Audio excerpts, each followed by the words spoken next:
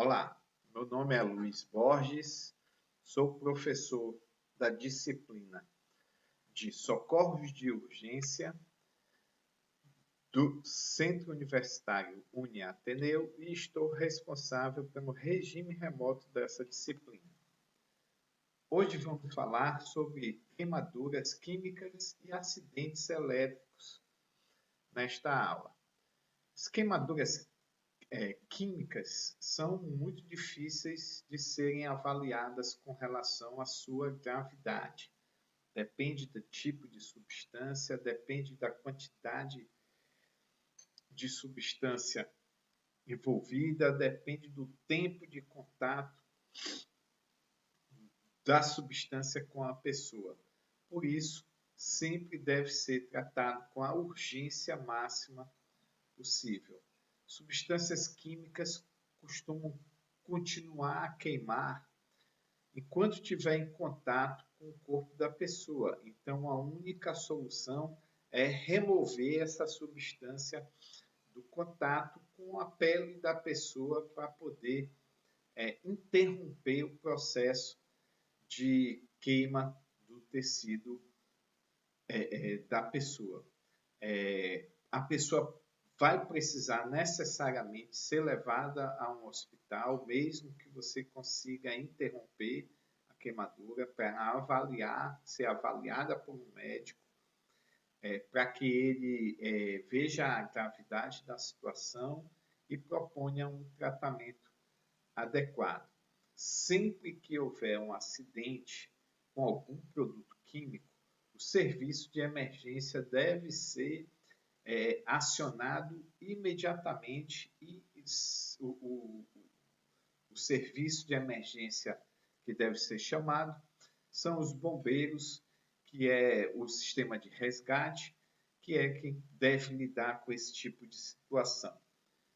Quanto mais rápido for o atendimento, quanto mais rápido for a remoção dessa substância do corpo da pessoa, menos grave vai ser a lesão. Então, a rapidez vai influenciar muito no tipo de lesão que vai acontecer. O conhecimento sobre a substância química também é bem importante.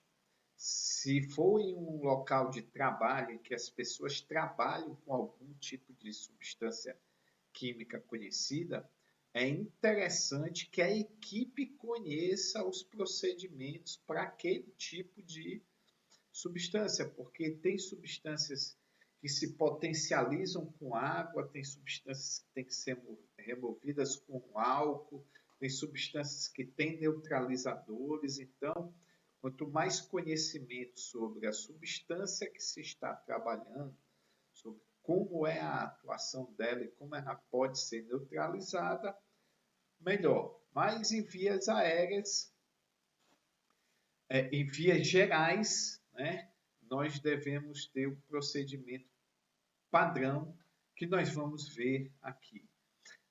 Antes de iniciar qualquer procedimento, veja se é seguro você se aproximar da pessoa, porque o socorrista deve estar em segurança em primeiro lugar. Depois é que você, garantindo a segurança, pode se aproximar da vítima. Se não for seguro o local ou a substância, chame o resgate e aguarde e procure manter a segurança do local até a chegada do resgate. Durante o procedimento, procure sempre estar protegido, mesmo que você não faça o procedimento, a equipe de resgate chegando e vai fazer o procedimento, procure também se manter protegido. Sempre use equipamentos de proteção para poder começar a atuar com vítimas de qualquer produto químico. Esses produtos causam lesões graves e deixam sequelas bem graves e devem ser tratados com o maior cuidado possível. Alguns passos podem ser seguidos para dar mais segurança para esse tipo de procedimento. Tá? Se a substância for uma substância seca ou em pó, antes de qualquer procedimento, procure remover completamente ou o máximo possível desse pó. A seguir, lembre-se que é uma queimadura, mesmo que não haja chama, o processo na pele é uma queimadura. Então, procure esfriar o local, fazendo um fluxo de água regular. Não pode ser jato d'água. Jato d'água rompe a pele, arranca a pele e aumenta a lesão. Então, tem que ser uma água de fluxo regular e constante, se renovando sempre, esfriando o local e removendo esses produtos químicos. Se você der o jato, também há o risco do produto químico penetrar mais na pele, pelos poros, e isso pode complicar, principalmente se for um produto em pó, porque ele reage com a água se dissolvendo e vai ter uma atuação prolongada, aumentando a lesão enquanto estiver em contato com a pele. Mantendo a irrigação constante, procure manter a irrigação pelo máximo de tempo possível, pelo menos 20 minutos, para poder remover o máximo possível. Algumas substâncias químicas têm o conhecimento do seu procedimento. Por exemplo, o pó de cal, que é muito usado para fazer uma tinta branca, que antigamente se usava para pintar várias casas, cerca, árvores, né? O pessoal chamava de caiá, né? Então se usava um pó misturado à água, que ele reagia, formava uma tinta.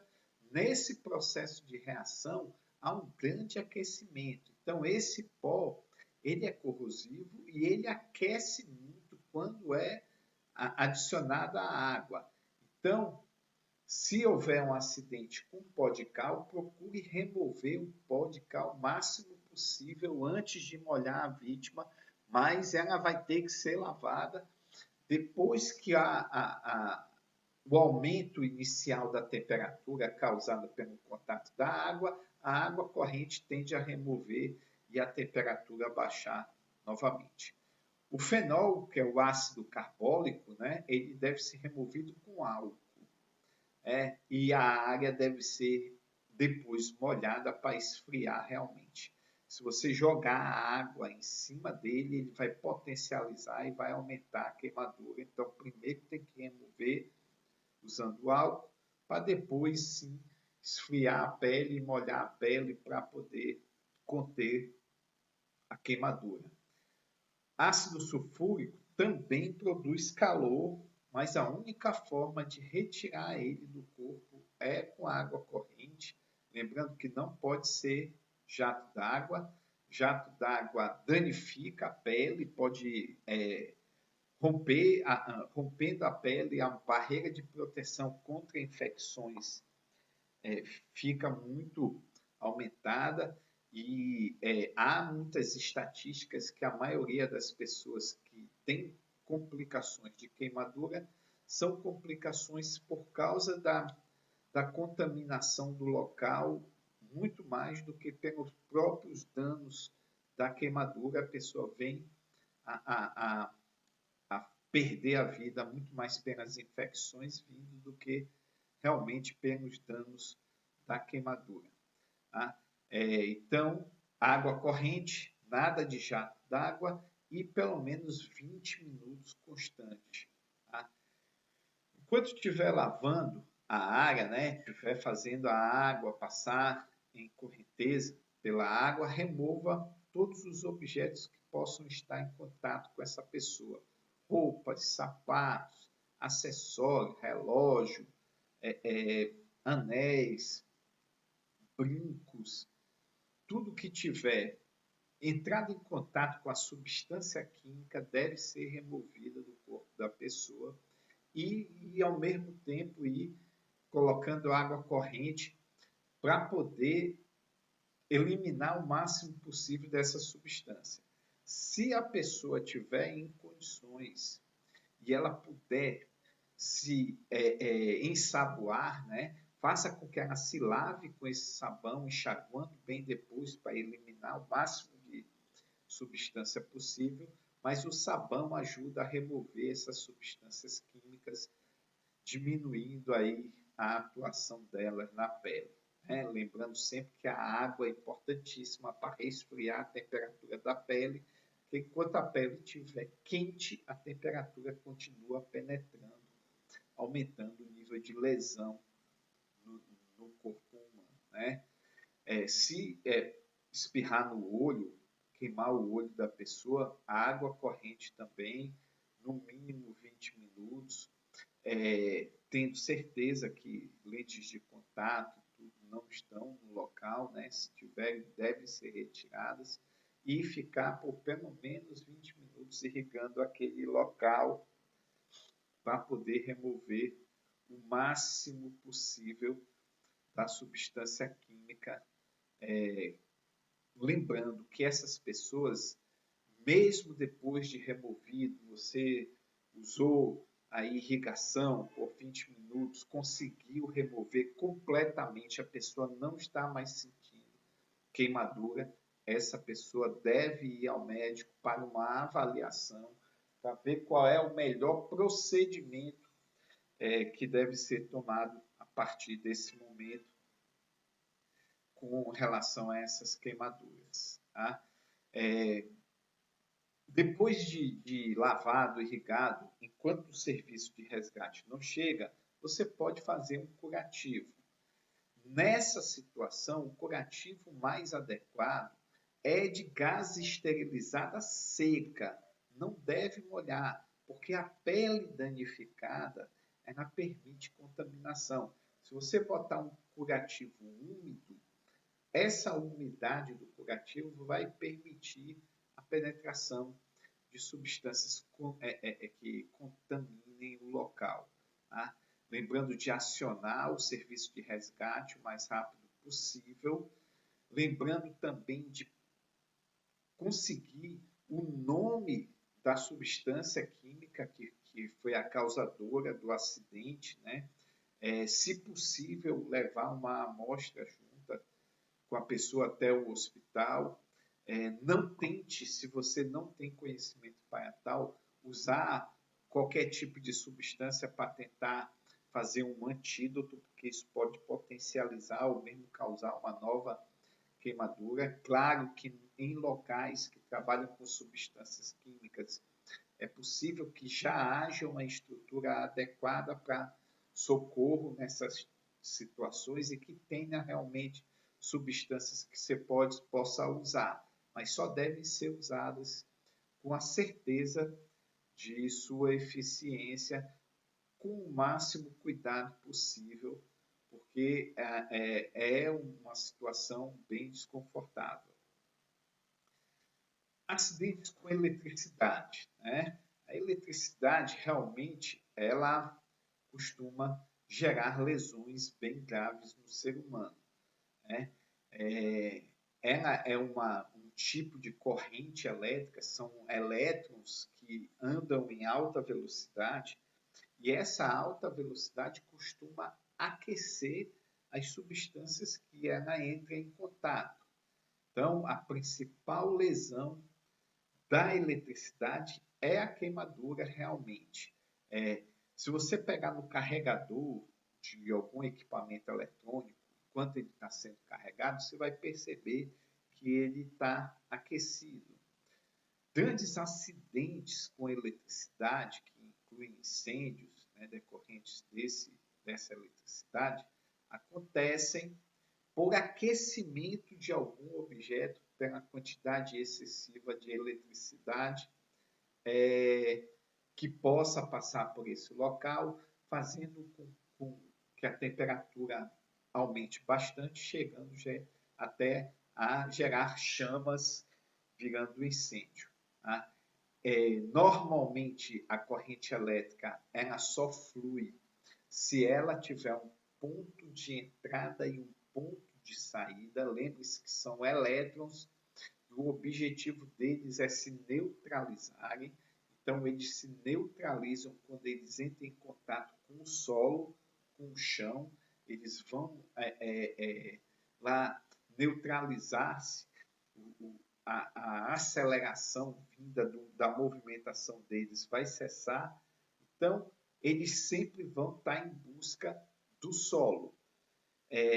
Quando ele passa por algum objeto, é porque esse objeto está conduzindo esse tipo de fenômeno. Então, ele só vai passar por um objeto se ele tiver um ponto de entrada e um ponto de saída. Se ele não tiver o ponto de saída, ele não entra, gerando, então, corrente elétrica dentro daquela substância. Algumas substâncias são grandes condutores de corrente elétrica, né? A água é uma delas, né? A corrente elétrica flui bem mais rápido em coisas hidratadas, em água, em metais e em seres vivos, porque eles são muito hidratados, né?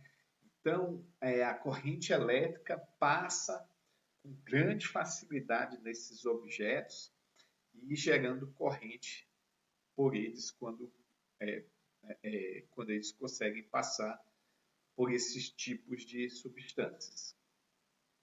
Os principais efeitos da corrente elétrica no organismo humano são queimadura, lesão no coração e algumas lesões associadas como fraturas. Bom, queimadura, em geral, acontece por causa da elevação da temperatura pela passagem desses elétrons. Muitas vezes, nós só vamos ver a cena da queimadura no local que a corrente elétrica entrou e no local que a corrente elétrica saiu. Acontece que todo um percurso que foi feito por essa corrente elétrica vai ter a elevação da temperatura por causa da passagem em alta velocidade dos elétrons. Então, dependendo do ponto de entrada e do ponto de saída, os danos internos no organismo são muito grandes ou pequenos. Se você encostar a mão no objeto eletrificado e o seu cotovelo estiver em contato com alguma substância que também transmita a corrente elétrica irá penetrar na sua mão e sair do seu cotovelo. Então, o dano vai ser bem local naquele ponto. Por onde é que a corrente elétrica vai caminhar? Pelos caminhos de água do nosso corpo. O maior deles são os nossos vasos sanguíneos. Mas vamos lembrar também que músculos e nervos, né, células nervosas, são células altamente irrigadas. Nós temos aí de 80% a 85% da composição das células musculares e nervosas como água. O citoplasma dessas células é realmente líquido e é o que vai atrair essa eletricidade. Então, a lesão desses tecidos vai ocorrer. A lesão do coração pode ir de uma simples parada ou alteração do ritmo normal até, dependendo da corrente elétrica que passe lá, queimar a estrutura cardíaca completamente. Tá? Tudo vai depender do grau de passagem dessa eletricidade. Fraturas podem ser ocasionadas devido a um espasmo muscular muito intenso, muito intenso. Quem já usou aqueles equipamentos que dão estímulos elétricos em algumas musculaturas percebe como esse estímulo elétrico realmente contrai o músculo. Então, uma descarga elétrica muito forte pode gerar uma contração muscular tão abrupta e forte que pode vir a fraturar ossos se isso acontecer. Também acontece da pessoa ser lançada à distância e isso gerar algumas fraturas, mas aí a fratura foi advinda do lançamento da pessoa e não do choque elétrico em si. Né? Três tipos de queimadura elétrica podem acontecer. Né? A queimadura térmica, porque a substância aqueceu e queimou. Né? A queimadura por contato, porque os elétrons passaram por dentro do corpo da pessoa e aqueceram o próprio corpo da pessoa. Né? A queimadura térmica é se você pegar em algum objeto eletrificado que ficou quente, como, por exemplo, ferro elétrico. Né? Se você pegar no ferro elétrico, você pode se queimar. Essa queimadura é considerada queimadura térmica. O calor daquele objeto foi que queimou o seu organismo. Mas se a corrente elétrica passar por você, o aquecimento gerado pela passagem da corrente elétrica vai gerar essa queimadura no seu organismo e, dependendo da voltagem e da amperagem dessa corrente elétrica, o dano vai ser pequeno ou grande. Existe também uma lesão elétrica causada por arco elétrico.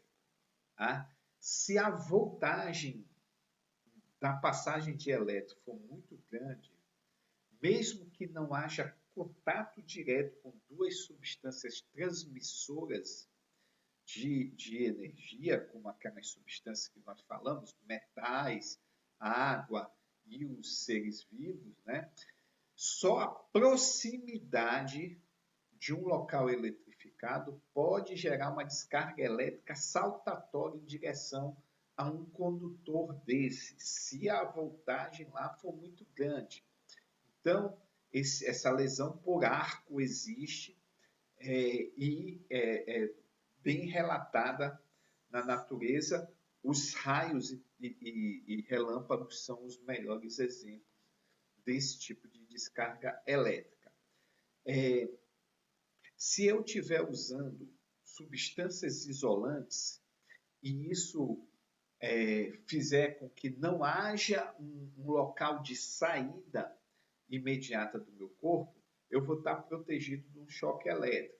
Mas se a descarga elétrica for muito grande e se a substância isolante não for espessa o suficiente, pode acontecer um arco elétrico, sim. Por exemplo, eu estou de sandália havaiana, que é uma sandália de borracha, né? E pego em um objeto eletrificado. Em tese, eu não estou em contato com o solo. Se esse objeto eletrificado tiver pouca carga, a descarga nem vai acontecer. Mas se for muito forte, ele vai saltar do meu pé para o chão, mesmo tendo a sandália havaiana, e eu vou levar um choque. Então, esse arco elétrico aí tem que ser levado em consideração. Pessoas que trabalham com sistema de eletrificação normalmente usam roupas apropriadas e adequadas para evitar que haja esse salto aí do arco elétrico, né? Então, a fim de evitar, então usam botas bem espessas de borracha, usam roupas emborrachadas, usam luvas com material bem resistente, bem grosso, que evita que haja esse salto aí de eletricidade e possa possibilitar a passagem da eletricidade por dentro do corpo. Né? A gravidade do choque elétrico depende da quantidade de energia envolvida. Então, a voltagem, a amperagem da corrente elétrica depende. O que seria essa voltagem ou amperagem? A voltagem e a amperagem seria a quantidade de elétrons envolvidos. Quanto mais elétrons envolvidos em movimento, maior a temperatura gerada. Então, um fio bem fininho, que não permite a passagem de muitos elétrons, transmite pouca voltagem. Um fio mais espesso, que permite que uma grande quantidade de elétrons transite ali por dentro, tem uma voltagem maior. O tempo que a pessoa fica em contato com esse estímulo elétrico também vai determinar o nível de lesão desse tipo de acidente. Então, se a pessoa tomou um choque e ficou grudada no objeto eletrificado, por que ela fica grudada? Na verdade, pessoal, como há uma contração muscular, na hora que a pessoa toma um choque, a tendência é ela agarrar o objeto. Então, muito cuidado quando você for testar se algum objeto está eletrificado. Jamais coloque a sua mão na posição de agarre e sim coloque ela na posição contrária para, se houver um choque, a contração muscular, afastar a sua mão do local e não aproximar. Então, tudo isso aí vai influenciar no tempo. Então, tomou um choque e se afastou muito rapidamente do local, a lesão não é grave. Mas tomou um choque e ficou muito tempo lá em contato, com certeza a passagem constante de elétrons vai aumentar a gravidade. Né? O percentual de umidade da vítima, né? A pessoa, se ela está bem hidratada, claro que a corrente vai correr mais rapidamente por dentro do organismo dela, e se ela estiver molhada, mais ainda externamente, né? Se ela estiver num ambiente aquático, é mais perigoso ainda. A quantidade de área corporal que entrou em contato com a área eletrificada ou que está em contato com a água, né? Então, se você está com o corpo imerso em água e toca em alguma coisa eletrificada, a propagação é muito maior do que se você tiver apenas com os pés molhados e pegar na água. O grau de isolamento da vestimenta, né? Como eu falei para vocês, as pessoas que trabalham com energia elétrica diretamente usam roupas especiais que conseguem isolar, mas se você estiver usando algum tipo de calçado com solado de borracha, uma roupa que seja mais isolada, isso pode proteger você desse tipo de acidente. A área do corpo por onde passou a corrente, como eu falei para você, se você encostar a mão e a corrente sair no seu cotovelo, a corrente vai atravessar apenas essa região da sua mão ao cotovelo. Mas se você encostou a mão e a sua outra mão está em contato com algum objeto transmissor, a corrente vai passar pelo seu braço inteiro até o outro, passando pelo seu tórax, local onde está o seu pulmão e o seu coração. E se a corrente entrar na sua mão e sair lá no seu pé, ele vai atravessar praticamente todos os órgãos do seu corpo. Então, por onde essa corrente elétrica passar, ela vai aquecer as estruturas e danificá-las. Se a corrente for pequena, o dano é pequeno. Se a corrente for alta, o dano é grande. Tá? O tipo de corrente, que se é corrente contínua ou corrente alternada, também aumenta ou diminui o grau de lesão. A corrente alternada é mais segura, por isso é mais utilizada em ambientes onde tem ser humano, e a corrente constante ela é mais perigosa, mas ela também tem melhor resultado em termos de rendimento elétrico. Então, nós temos, mesmo nas nossas moradias, alguns locais com corrente alternada e alguns com corrente contínua. O que a pessoa sente quando recebe um estímulo elétrico? Se esse estímulo elétrico for leve, apenas torpor, que é uma leve fraqueza, um leve saída assim da consciência por curto tempo. Se for uma corrente um pouco mais forte, você pode ficar um longo período com uma certa confusão, sem entender direito o ambiente, porque abala todos os sistemas nervosos do seu corpo, né? E isso até o sistema nervoso central. Então você vai ficar um certo tempo sem conseguir funcionar direito, e se for mais forte, você pode até perder a consciência. Pode causar queimaduras graves, né? Você pode ver queimaduras graves na pele da pessoa, normalmente no local onde a corrente elétrica entrou e no local onde ela saiu, lembrando mais uma vez, se ela não tiver por onde sair, ela nem vai entrar. Então, você está isolado, é uma garantia. Lembrando que se o isolamento for fraco e a corrente muito forte, essa corrente pode saltar e mesmo assim passar por dentro do seu corpo. Tá? A pessoa pode ficar com a pulsação irregular ou fraca, ou mesmo parar, depende do grau de comprometimento do coração. Se o coração foi atingido completamente, se ele apenas teve uma passagem leve de eletricidade, ou se teve uma passagem muito forte, ele pode ir de uma leve distúrbio do ritmo de batimento até uma parada completa, ou até mesmo um dano permanente no coração. Tá? E as fraturas também causadas pelas contrações musculares muito intensas que podem vir a ocorrer desde contato com a eletricidade do corpo. Né? O que você faz com uma pessoa que tomou um choque? Houve um acidente elétrico, como é que você deve proceder? A prioridade é você garantir uma segurança. Então, se você chegou num ambiente que houve um acidente com rede elétrica pública, chame o bombeiro, porque o bombeiro vai acionar a empresa de energia elétrica. A empresa de energia elétrica vai desligar a energia daquele local todo. E aí você ou os bombeiros podem se aproximar e fazer o resgate. Se o acidente ocorreu num ambiente doméstico, procure desligar a chave geral de energia do local. Tá? Pode ser num ambiente de trabalho, um professor de educação física, numa academia, ou numa escola, ou num clube. Se houve um acidente com o sistema elétrico desse local, primeira providência deve ser desligar a chave geral do local.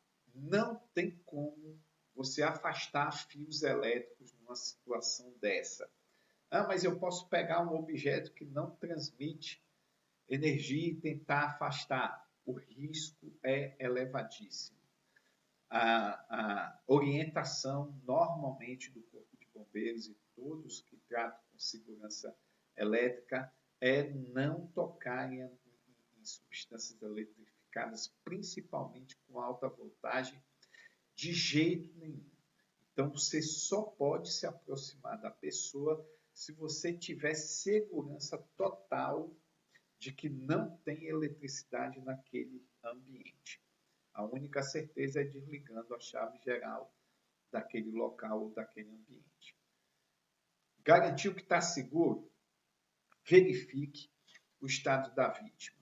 Se ele tiver em parada respiratória, inicie compressões torácicas imediatamente. Tá? Se tiver um desfibrilador e você tiver treinamento para utilizá-lo, você pode tentar trazer o funcionamento do coração de volta, aplicando estímulos elétricos nele, porque afinal de contas o que faz o coração funcionar é um estímulo elétrico e você pode fazê-lo voltar. Um estímulo elétrico forte pode fazê-lo parar e um estímulo elétrico controlado pode voltar a fazer ele a funcionar. Então, verifique respiração e pulso. Se a pessoa não tiver, inicie rapidamente compressões torácicas. Se a pessoa tiver caído, tomou um choque porque estava mexendo em alguma estrutura elevada, ou tiver sido jogada à distância pela força do choque, ela provavelmente vai ter fraturas e o risco de ter lesões de coluna é altíssimo. Então, se ele tiver uma suspeita de lesão de coluna e está sem os sinais vitais, você precisa fazer reanimação, você precisa fazer compressão torácica, a prioridade é a vida. Então, coloque ele na posição e faça as compressões torácicas. mesmo que complique as lesões de coluna, é mais importante a pessoa ficar viva. Então, a prioridade sempre vai ser a vida. Se a pessoa tiver consciente e não tiver nenhum tipo de abalo, não teve parada, não teve nada, você procura orientá-lo a procurar atendimento médico, porque talvez exames precisem ser feitos para ver se algum tipo de lesão não ficou. Às vezes há fraturas que não conseguem ser detectadas inicialmente, mas que ocorreram. Às vezes há lesões de órgãos internos que também não aparecem imediatamente, né? E se a pessoa estiver em parada, procure dar tratamento de choque, lembrando que choque é estado de choque, não choque elétrico. São pessoas que estão com deficiência circulatória e o tratamento é colocá-lo numa posição de facilitação para que o fluxo de sangue consiga passar em todas as estruturas do seu corpo. Tá? Então, lembrando sempre de proteger a si mesmo. Uma das indicações de que o local está eletrificado é você sentir sensação de formigamento nas pernas. Então, se houver um acidente e tiver fio elétrico caído no chão e você vê que tem pessoas no local, mas quando você for se aproximar, sentir esse formigamento, não se aproxime, chame os bombeiros, avise que o local está eletrificado, que ele vai acionar o sistema de energia para poder desligar e as pessoas poderem ser atendidas. Se você perceber um acidente em que fios elétricos estão perto do local, procure tomar muito cuidado e não se aproxime. Tá? Não tente remover fio elétrico, esse fio elétrico pode estar energizado, não toque em nenhuma substância que seja condutor de energia e procure orientar as pessoas para ficarem onde elas estão, porque se elas não receberam ainda descarga elétrica, elas estão protegidas daqueles locais e você procura mantê-las lá onde estão mesmo. Se houver um acidente e o local estiver eletrificado e as pessoas estão dentro de algum compartimento, pode ser um carro, e os fios elétricos estão encostando lá, as pessoas dentro do veículo podem não receber descarga elétrica porque o veículo já é construído para que não ocorra realmente transmissão de energia dentro dele. Antigamente, os carros tinham muitos objetos metálicos e esses objetos metálicos, até a maçaneta do lado de fora dos carros, gerava choques elétricos na pessoa por causa da energia estática gerada com o movimento do carro no ambiente, né? Eram choques de pequena quantidade, dava mais um susto do que causava lesão, mas os carros hoje em dia são construídos para dentro do habitáculo não ter objetos metálicos que transmitam energia. Então, a única condição para que as pessoas saiam desse local é se começar a haver um risco maior, ou seja, o carro pegar fogo ou o local pegar fogo. Então, você vai orientar as pessoas a tentarem sair do carro sem tocar em nenhuma parte metálica dele. Então, abre a porta, não toca na lataria do carro, procura se posicionar no pórtico, pular o mais longe possível, com os dois pés juntos, tocando ao mesmo tempo, para que não haja local de entrada e saída e ele consiga se safar. Se tiverem pessoas que vão pular ao mesmo tempo, não recomende, porque aí elas podem criar uma situação de dois contatos no chão em que haja entrada e saída e o arco elétrico pular de uma para outra, diga para um pular de cada vez.